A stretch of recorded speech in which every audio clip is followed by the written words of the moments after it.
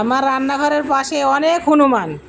চালের পরে বাঁশের ঝাড়ে বাগানে সব হনুমানে ভর্তি হয়ে গেছে।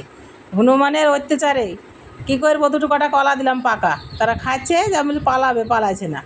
ঠিক আজকে তো আর রান্না করা সম্ভব না, হনুমান এসে সব খেয়ে ফেলবে।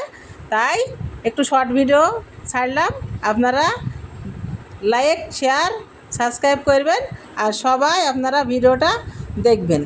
হনুমানের অত্যাচারে রান্নাঘরে রান্না করতে পারছি নি, দিয়ে কী করবো, ওই যে পাকা কলা ছিল, কটা ছিটি ছিটি দিলাম, দিলে তোরা খা, খেয়ে পালা। কোনো মতেই পালাইছে না। 20-30টা হনুমান, একবারে বাঁশঝাড় ভর্তি।